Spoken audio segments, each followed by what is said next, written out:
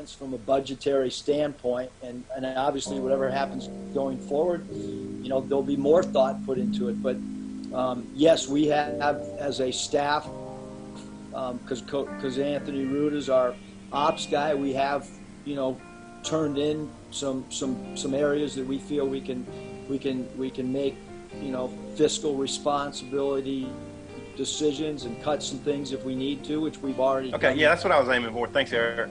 Yeah, thanks, Tom. I'm good, Kyle. Yeah, Coach, I think you already kind of somewhat touched on this, but when you're making your schedule, do you have a preference between home and homes or neutral site? Do you like a mix of them each year? What's kind of your general philosophy when it comes to that? I think the number one philosophy is how do we get the very best non-conference schedule that we can. If you look at, again, if you just go back the last 4 years, where our non-conference schedule, we've done a pretty good job of trying to schedule within the best of our ability to stay within budget stuff. And obviously when you're in a mid-major, budget, comes into play for sure when you try to put together a schedule. But I think a mix of things. You want to try to get some neutral site games. You want to try to play in some tough environments to get yourself ready for true road games. And look, we would expect that this game in Tulsa would have an incredibly great crowd for both teams. Like, it's going to be an environment that should be very, very fun to play in for the players. And then you go play some road games that are hard as well, that are true road games. Welcome in to On the Hill with Pat Jenkins Sports Talk Radio. Today it's our Friday edition, a very, very special edition, one that I know me and my producer and I, or Demetrius Johnson, are really excited about. But we want to give a shout out before we get things started to our sponsors, as this would not be possible without the love of those guys. That being said, Lindsay and Associates, with an office location in Fayetteville, an office location also too in Rogers. Locomotion, located just below the Northwest Arkansas Mall in Fayetteville. Corey Beck's Custom Painting, and lastly, KDK's Chicken. They're located down at 989 South Razorback Road. Go see Keith and Kathy. Get a plate of that love, and like it says on their building, it's not your mama's, but we had this, the best chicken and waffles in the South. Meet us there or beat us there. Go down and get some down at 989 Razorback Road. That's KDK's Chicken. And I want to go over real quick, as we have a special lineup with at the 1:30 hour. We're going to be joined by Arkansas Athletic Director Hunter Yurachek. We're going to ask some really in-depth questions and kind of get some answers that maybe you listeners and viewers might want to know about the Arkansas Razorback program and in general the college football scene as far as the SEC. And Demetrius, got some good ones going on today, don't we? Yeah, I'm really eager to see some of the comments that Hunter Yurachek has to ask with the questions you'll be asking. We're going to have on before Hunter. Now, it gets even better. Our good buddy of the Arkansas Democrat Gazette, the guy that we always know he's going to have the 411, Scotty Borland. He'll be joining us at the 1:15 hour, and then following HY at the 1:30 hour, our good buddy of Hogville.net. Yep, you know who that is. Okay, Otis Kirk's going to join us as well to give us his take on the football season and just a little recruiting news that maybe Otis might have for us. But I want to go back over here to my producer, the Oklahoma series, Arkansas basketball series. We talked briefly about it yesterday. Scotty's going to come on and really elaborate on it. But a lot of stories as Coach Musselman, Coach Thunder, Coach Kruger, with Coach Crutchfield's ties to both now Arkansas and Oklahoma coming over from Kruger. That's going to be a really interesting series here in the coming years, Demetrius. Absolutely. That's going to be an old rivalry coming back. I think it'll be, a big money game as well. I think a lot of fans will really be interested in that series. I think a lot, like Coach Musselman said, he thinks a lot of fans will be willing to travel to that Tulsa area. So I think it'll be great. Yeah, absolutely. And I'm talking about, when you have Trey Alexander, a high priority in the 2021 class, a 6'5" combo guard over in the Oklahoma City area, I believe at Heritage Hall High School. This game it's going to be something I think, TA is going to really, really pay close attention to, as well as a lot of Arkansas kids and Oklahoma kids. It's just because Oklahoma and Arkansas are going to really start having some major recruiting battles going forward. I mean, when you have Crutchfield, you have Lon Kruger, just, people know how to recruit, and there's been a lot of pros, make it to the NBA from both of these institutions.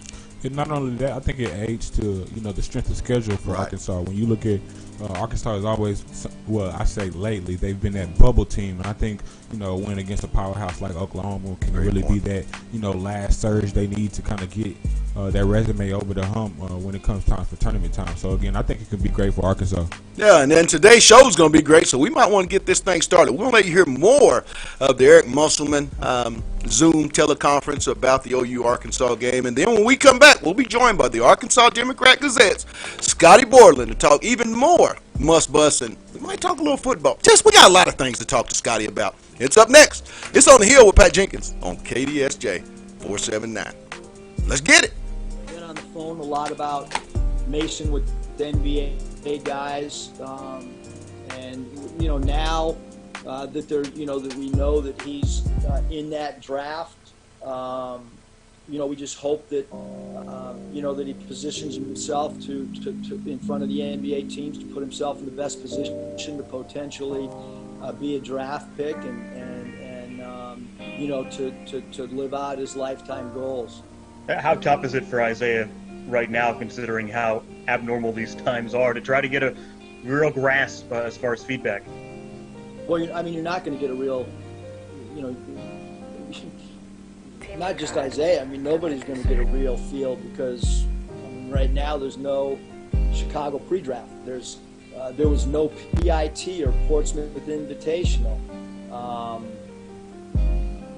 What are you going to do? Read the internet and try to gather as many mock drafts as you can, and like this stuff is.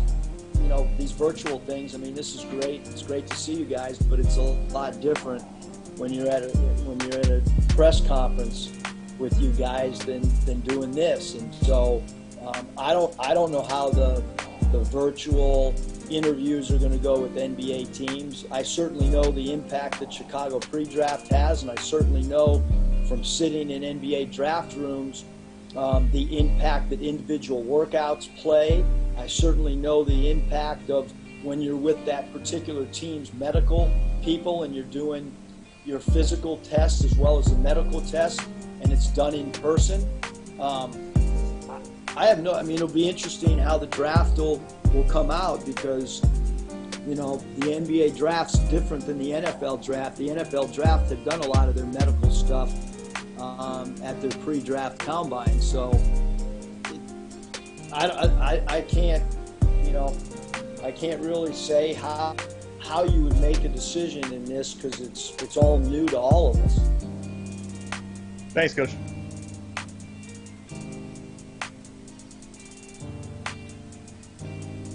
You have it.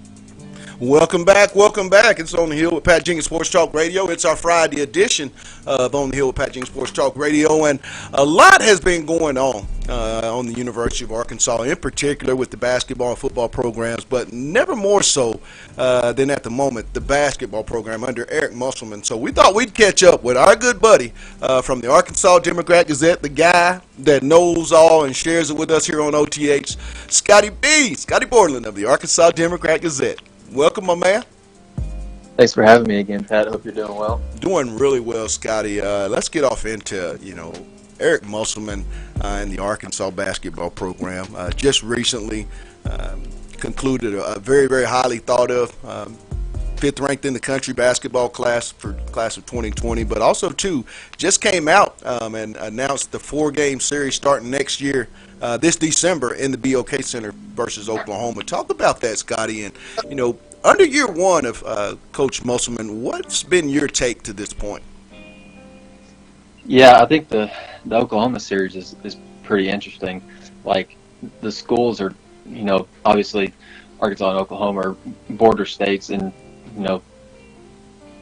I don't understand why they don't play more often, but that's I don't know that we'll know the reason why, but I really like the series. I mean, anytime I think it's really unique because it's a couple of Power Five schools getting together, Right. with really close proximity, kind of meeting in the middle. And the BOK Center, I was just there in February for a concert. That arena is top of the line. Like, it is. I mean, fans that make the drive over are really going to like that arena. They're going to like the area, the entertainment, all that kind of stuff down around the arena.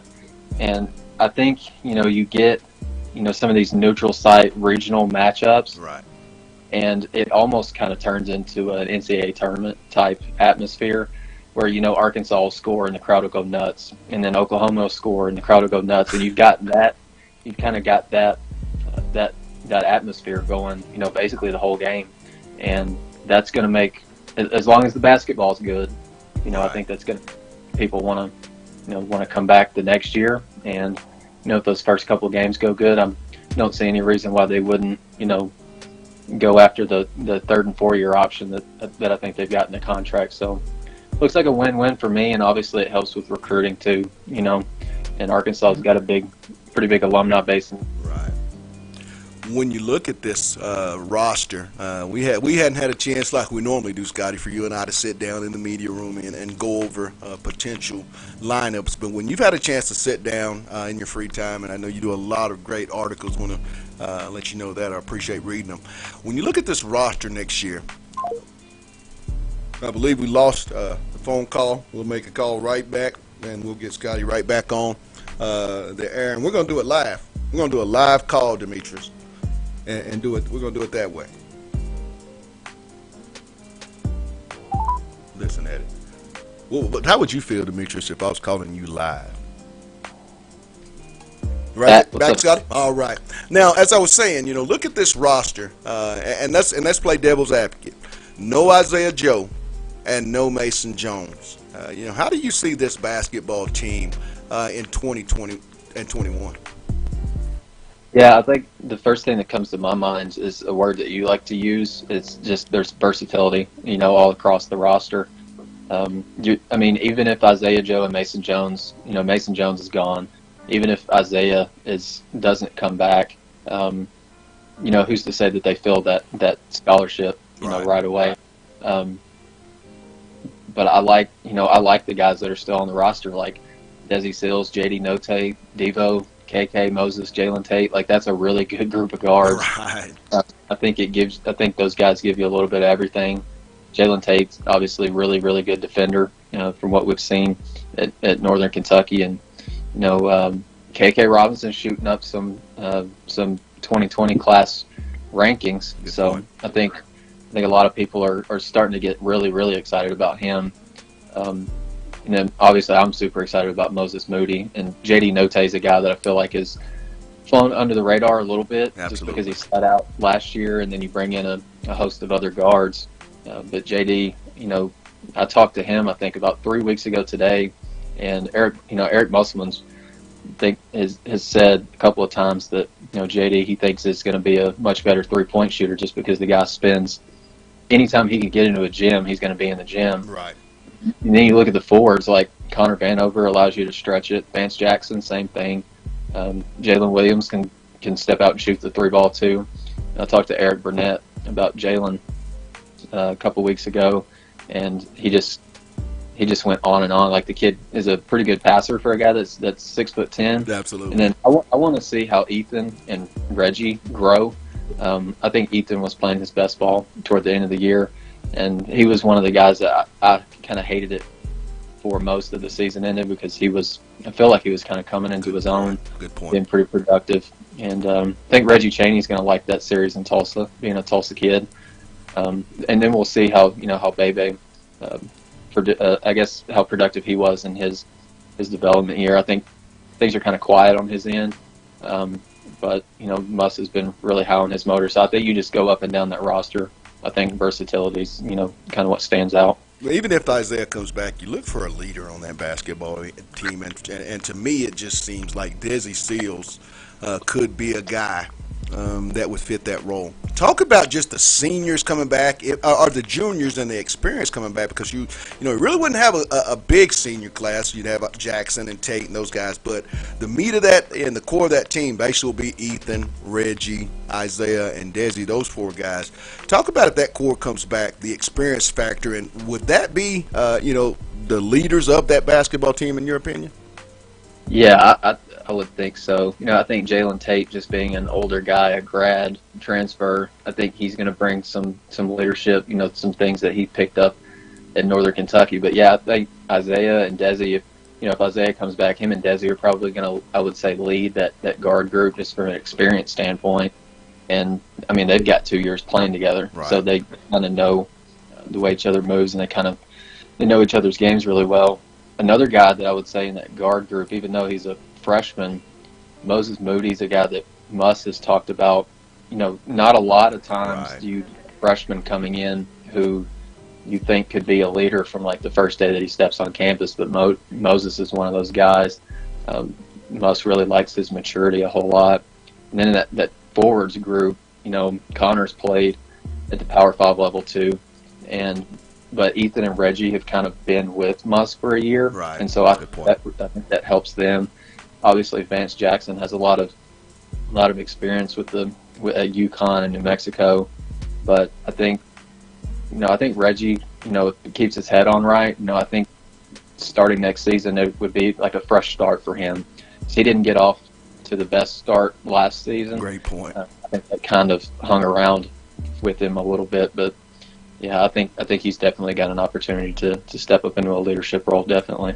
Now, talking with Scotty Borland of the Arkansas Democrat Gazette, for those at Democrat Gazette, I should say, for those that have just tuned in, either via YouTube, Facebook Live, Spotify, however you're joining today's show here on the Hill with Pat Jenkins Sports Talk Radio. I want to flip over to the football side real quick, Scotty. Coach Pittman hadn't had a chance to go through spring football or played, his football program hadn't played their first game, but a lot of good vibes around that program. From what you've been able to assess the first few months on the job for Sam Pittman and that staff, how do what's the forecast that you see for this program possibly in year one?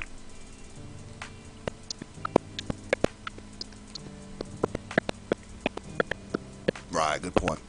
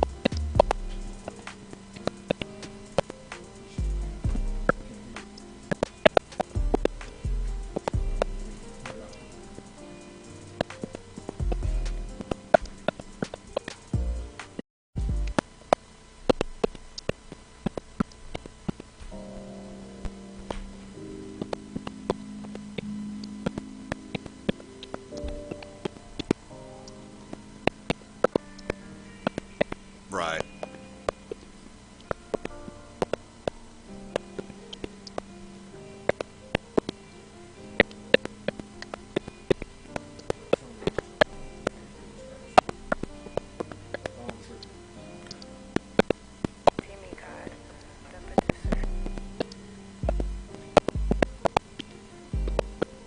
Right.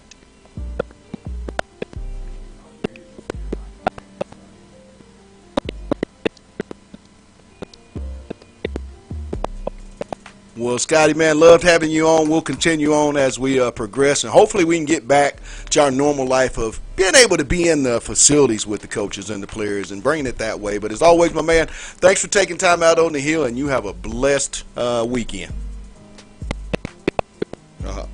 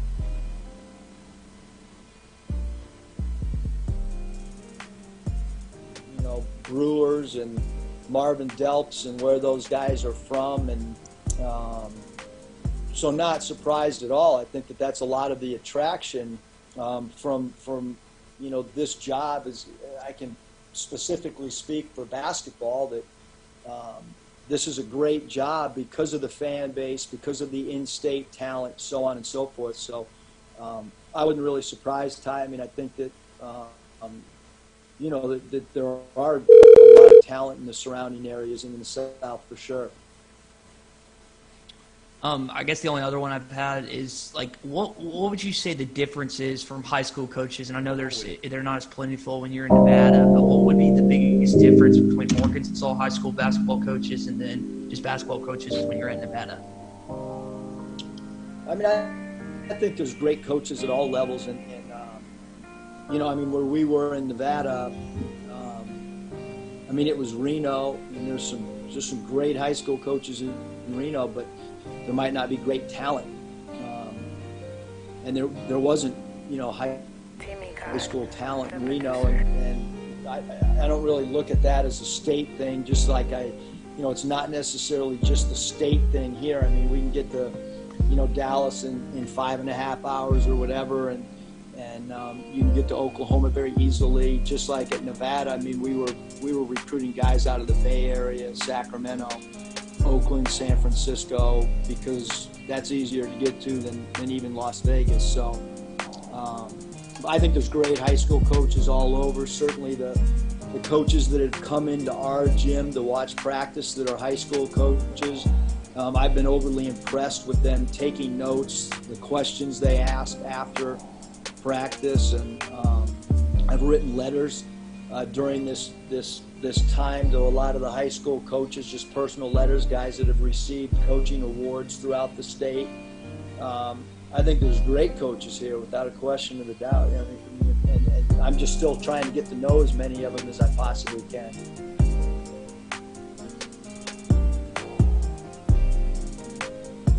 Bob, did you have a few more? Yeah. Eric, I apologize for not knowing this better, but you said at Orlando you were behind the bench. Atlanta gave you a chance to get on the bench. What was the difference in your responsibilities at each of those places? And I guess that was a good promotion. I mean, in Atlanta, I like chicken and waffles. What's a good place I can get some chicken and waffles? I know.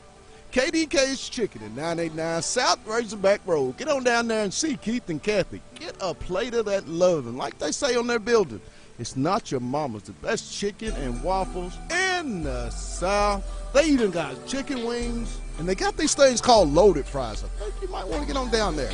Meet me down there or see me down there. KDK's Chicken at 989 Razorback Road.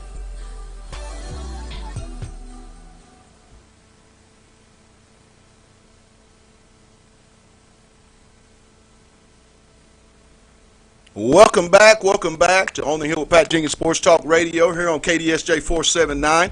As we come to you each and every Friday from 1 to 2 p.m., man, the most important person right now in the state of Arkansas that has some of the most difficult questions that have to be answered is Arkansas Athletic Director Hunter Yurachek. So, we thought we'd make a reach out to the university and see if we can get HY. And we made a great connection as Hunter Yurachek will be joining me right now here on the Hill. Hunter, welcome to OTH. Pat, it's great to be on, and thank you for your time. And I appreciate the compliment, but I am by far nowhere close to being the most important person in the state of Arkansas right now. That goes to someone at the Arkansas Department of Health or Governor Hutchinson or the medical personnel on the front lines, but I appreciate the compliment. Absolutely. I want to get off into, a lot of uncertainty heading toward the football season. One of the questions I have is, I know you came out with a statement, maybe you want to get fall practice started, the tentative date would be July. Since then, as you've had more conversations with medical teams, what is the update as to maybe a projected date that the football program at Arkansas can kind of get back to some normal life? Well, I think it's hard right now, Pat, to predict an exact date, but I really focused in on that July 15th window, give or take a week on either side of that. We're scheduled to kick off the season September 5th at Razorback Stadium versus Nevada. And our coaching staff, our strength conditioning staff, our medical personnel that surrounds our fall sports have all said roughly if we could get 6 weeks in, while not still ideal, that's enough of a window for us to have our student athletes back on campus, have a kind of a reacclimation period with some strength conditioning exercises, some walkthroughs, and then really to kick off our fall camp. And so we've kind of targeted 2 dates. That mid-July, again, that date is very fluid, 1 week or so in either direction. And then that June 1st date, then the June 1st date is significant because May 31st is that date where all athletically related activities in the Southeastern Conference have been suspended through. And then when that date passes, I believe that we have a chance within our conference to welcome our student athletes back to our facilities on a strictly voluntary basis that follows suit with Governor Hutchinson, opening the fitness facilities across our state last week, and we would follow a very similar protocol in regards to that. One of the things that I've heard thrown about, and I don't know if athletic directors in the SEC have had talks with the commissioner, but has there ever been talk about an interconference schedule if you guys aren't able to bring in out-of-state non-conference games? I mean, is that any possibility of maybe happening or possibly being in the discussion? There's been a number of scheduling models that have been placed in front of us as a planning mechanism, discussion mechanism, as we look at what our options could be moving forward if we need to make any adjustments to our 2020 football schedule. But right now, the focus of all 14 athletic directors in our conference office is beginning our football season on September 5th with all of the games as scheduled previously. Now, whatever adjustments we need to make, we feel very confident in one thing, that we need to wait till mid to early June to mid-June to really make those decisions. I think you and everyone listening is aware that so much changes daily in regards to COVID-19, and there's many things across our state that are opening up, and we feel if we can give this another 30 days or so, that there'll be many more changes, hopefully all for the positive, and that will give us a clearer picture of what the fall truly looks like so we can make the best decision for our student athletes and our fans and our institutions moving forward. Talking with Hunter Yurchek, the athletic director of the University of Arkansas here on the Hill with Pat Jenkins Sports Talk Radio. Hunter, I want to ask a question that has really come about with some fans that wanted me to ask this question. But if there's no fans able to attend the football games, what's Plan B if that's what we have to go to? Well, Pat, again, our plan is to have games this fall with fans in the stands. We are evaluating every aspect of our stadium venue from the moment you step or drive onto our campus, and we have roughly 8,000 or 9,000 fans a game that use our shuttle service, where our buses bring you from outlying lots. So what does that look like, and how do we make the shuttle buses safe? How do we queue you in line as a patron? How do we queue you in concession lines? How do we create more concession opportunities so that you can practice some social distancing? Is there going to be a requirement for fans to wear masks to protect them and those around them? And so those are the types of plans that we're looking at right now. How do we disinfect, sanitize, and then put protocols in place that make each of our venues, not only football, soccer, volleyball, basketball, safe for all of our fans and all of our student athletes and guests that are attending. And that's our focus right now. Our focus is not on how do we operate with no fans in the stands. Our focus is on how do we create as safe of an environment as possible for our fans to attend Razorback sporting events this fall. College football is, a major money market for all institutions. One of the main questions that I have was, what would be the financial impact? Say, and I'm on the side with you, Hunter. I think we'll have football, but if the worst case scenario there was no football for all institutions, in particular the private schools such as Arkansas, how would that affect the university financially if you didn't have conference, the football season? Well, when you look across the Power 5 conferences and the 65 schools that make up those, I would say for the majority of us, and Arkansas falls into that category, that more than 50% of our annual operating budgets are generated by our football programs. And so if you don't have a football season for 2020, then there's a significant revenue shortfall that normally funds the other 18 sports programs that we have at the University of Arkansas. So we'll have some significant issues. If there's not football this fall, it will be a challenge for us to have an athletic season in general because of the funding mechanism that supports all of our other programs that's driven by football. Now, when you look at it, Hunter, you've made 3 great. Because I want to talk more positive going forward with Coach Eric Musselman, year 1. What gets you so excited about Muss going forward? I know the social media is quite very exciting to watch. But talk about Coach Musselman. I mean, he's just now come in a year, signed the nation's 5th best recruiting class. How good do you feel going forward under the Muss bus?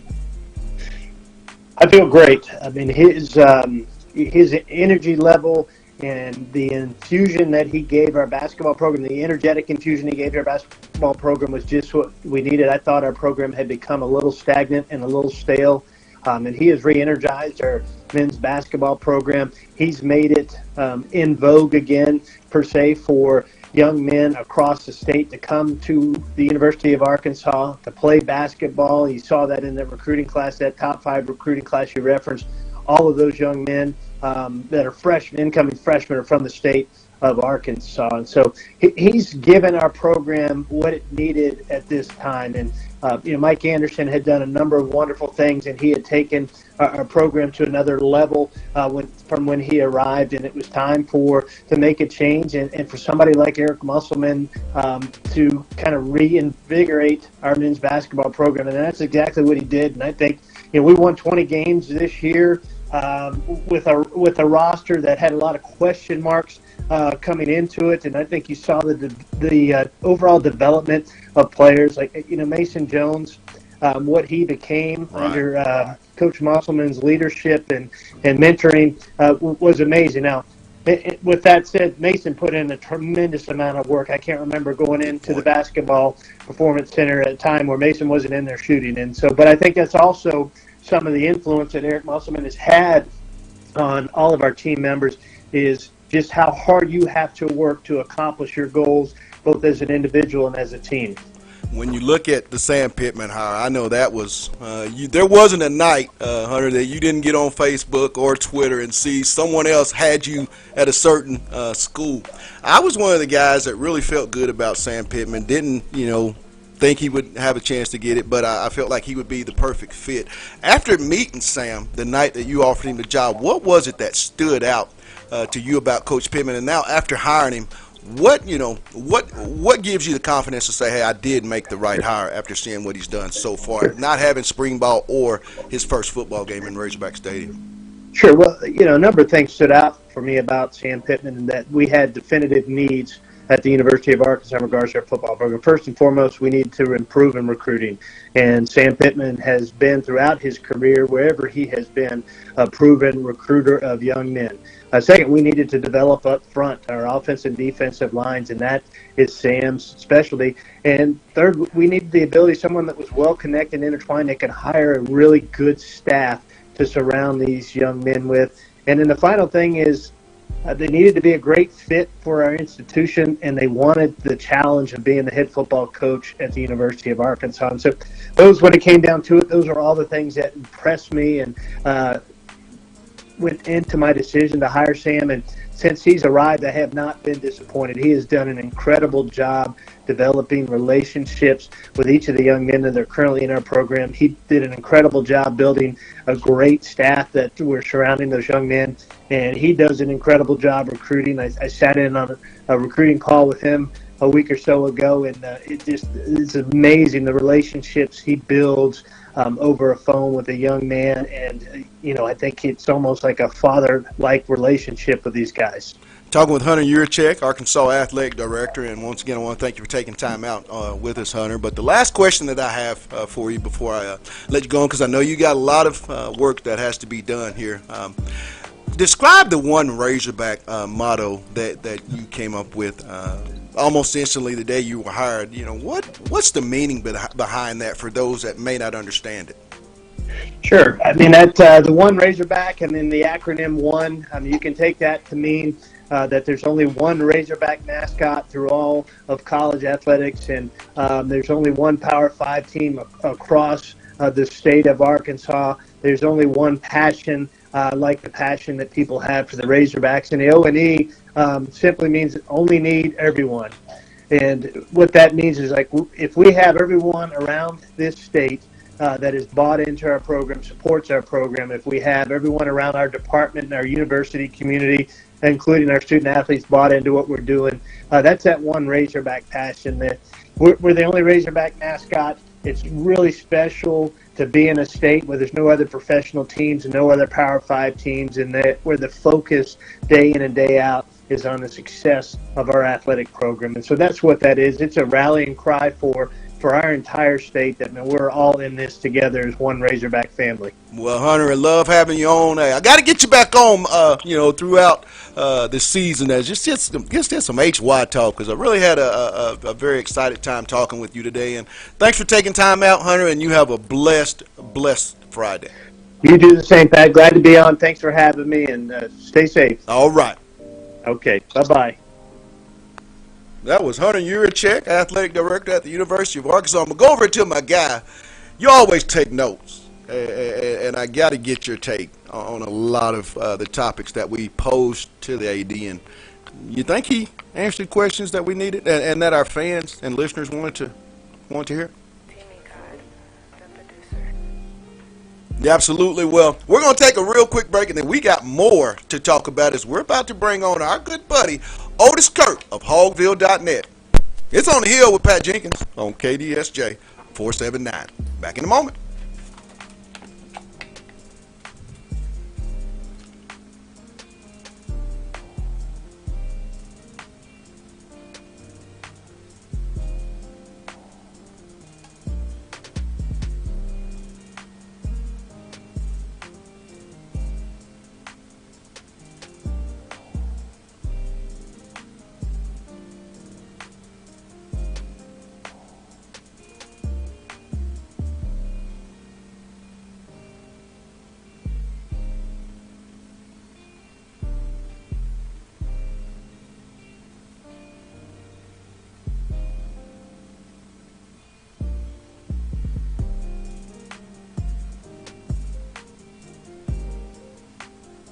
Certainly know the impact of when you're with that particular team's medical people and you're doing your physical tests as well as the medical tests, and it's done in person.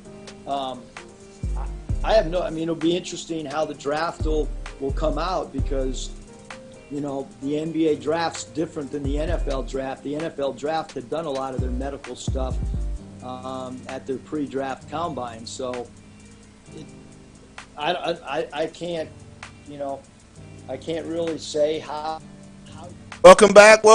It's our final segment of our Friday edition of On the Hill with Pat Jenkins Sports Talk Radio, and we cannot end this segment or this week without bringing on a guy that he knows the 411 when it's the Hog guys and it's recruiting.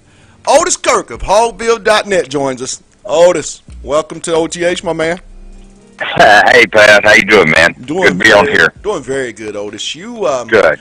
Recently heard, I think you heard the Hunter Yurchek interview we just had. When you look at this football season, Otis, you've covered Arkansas football for quite some time. When you look at this season, how convinced are you that we're going to be able to get this 2020 football campaign in Fayetteville?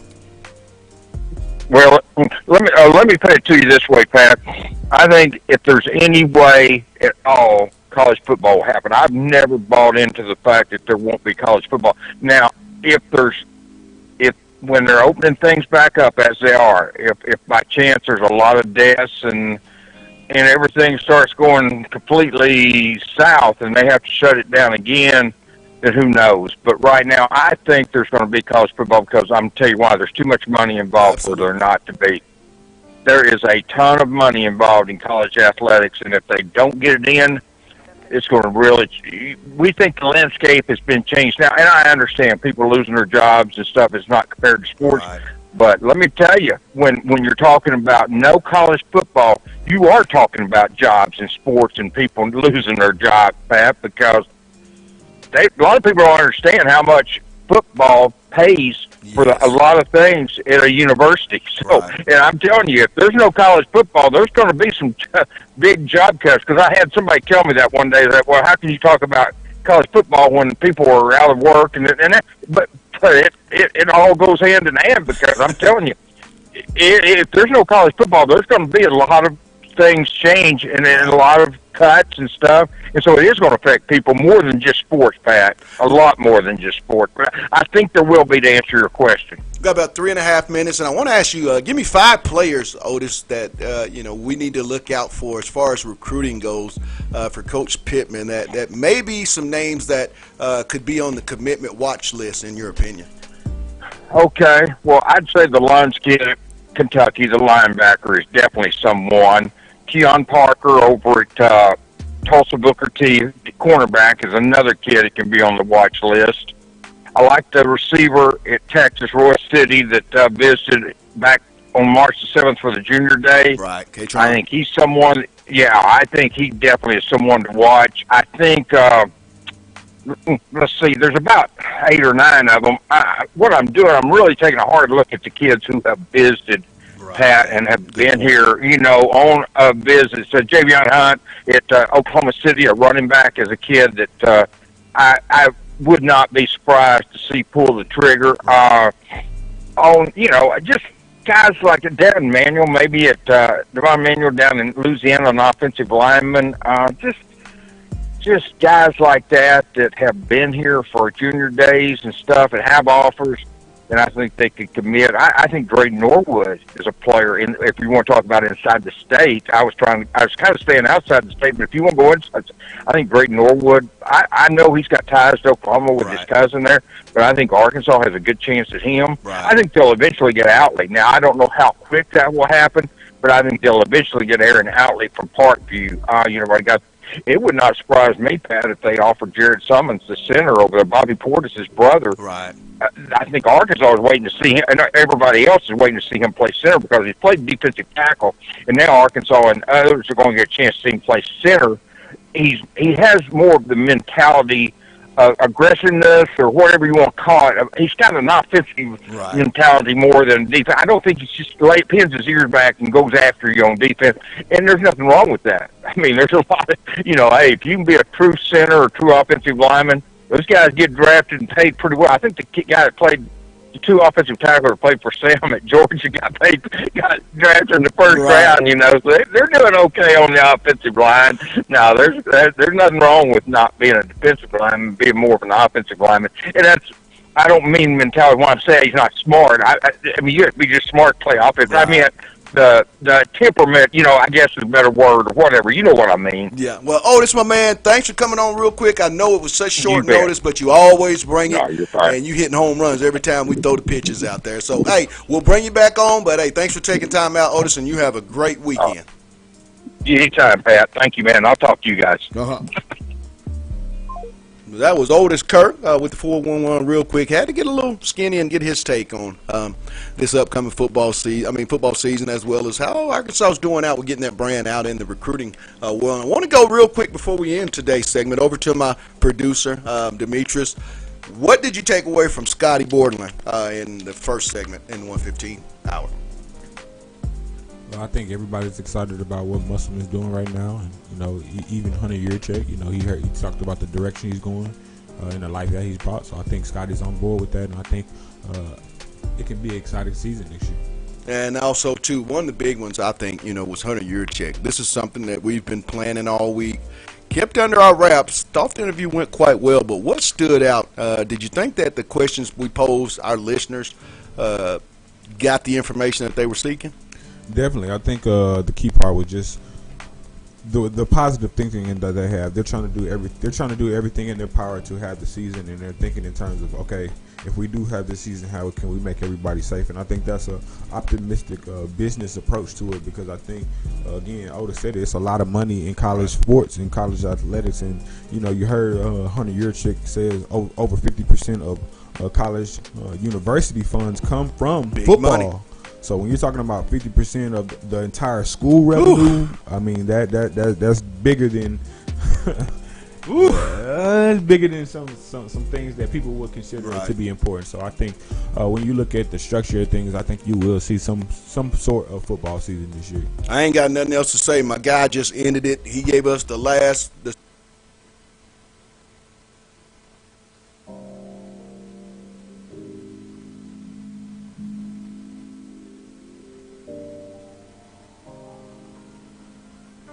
Oakville.net's Otis Kirk for coming on and sharing a lot of really important information for us here on the Hill, for our viewers, our listeners, whatnot. And lastly, I want to give a shout out to our sponsors, as this would not be possible without those guys. Lindsay and Associates, with an office location in Fayetteville, an office location also too in Rogers. Locomotion, located just below the Northwest Arkansas Mall in Fayetteville. Corey Beck's Custom Painting, and the one that Demetrius said, I think we might get down there. It's Friday, D. You know we got to get down there. Meet us there or beat us there. That's at 989 South Razorback Road. That's KDK's Chicken. Go see Keith and Kathy.